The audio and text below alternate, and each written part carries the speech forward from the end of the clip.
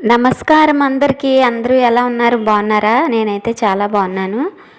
మీరందరూ కూడా బాగుండాలని మనస్ఫూర్తిగా కోరుకుంటూ ఈరోజైతే చికెన్ కర్రీ చేశాను. ఇది సండే రోజు వీడియో అండి. మీకు అందరికీ నచ్చుతుందని అనుకుంటున్నాను. ముందుగా స్టవ్ మీద కుక్కర్ పెట్టి అందులో ఆయిల్ అయితే వేసేసుకోవాలి.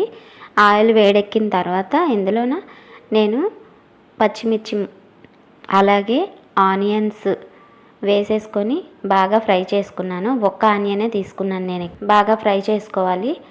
ఇలా ఫ్రై చేసుకున్న తర్వాత కొంచెం కరివేపాకు కూడా వేసుకోవాలి. కరివేపాకు వేసుకున్న వాళ్ళు వేసుకోవచ్చు, లేదంటే స్కిప్ చేసేయచ్చు ఇష్టం లేని వాళ్ళు. ఆనియన్స్ బ్రౌన్ కలర్ వేగాక చికెన్ కూడా ఇందులో వేసేసుకొని ముందుగా కడిగి పెట్టుకున్న చికెన్ ఇందులో వేసేసుకోవాలన్నమాట. వేసుకున్న తర్వాత బాగా కలుపుకోవాలి. బాగా కలుపుకున్న తర్వాత మూత పెట్టేసి లో ఫ్లేమ్ మీద చికెన్ అయితే వేగనివ్వాలి. ఈలోపు మనం మసాలాకి అయితే ప్రిపేర్ చేసుకుందాం.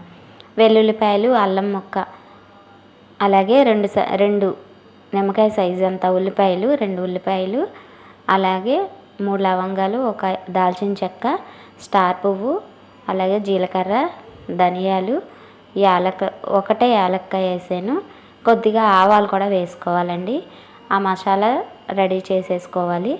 ఈలోపు మనం చికెన్ దగ్గరికి వెళ్ళి చూసుకొని ఆయిల్లో ఫ్రై అయిన తర్వాత కొద్దిగా సాల్ట్, పసుపు, అలాగే కారం కూడా వేసేసుకోవాలి.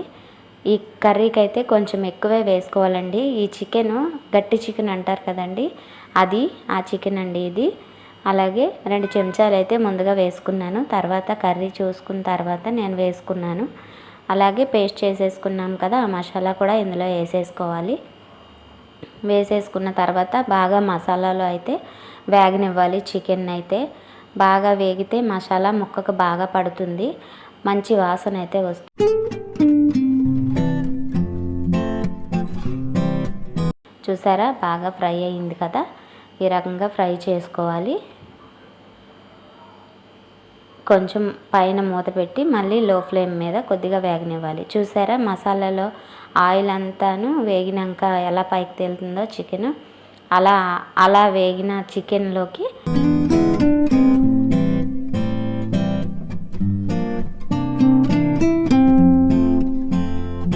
వాటర్ అయితే పోసుకోవాలి.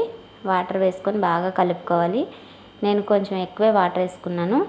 తర్వాత కొత్తిమీర, పుదీనా యాడ్ చేసేసుకోవాలి.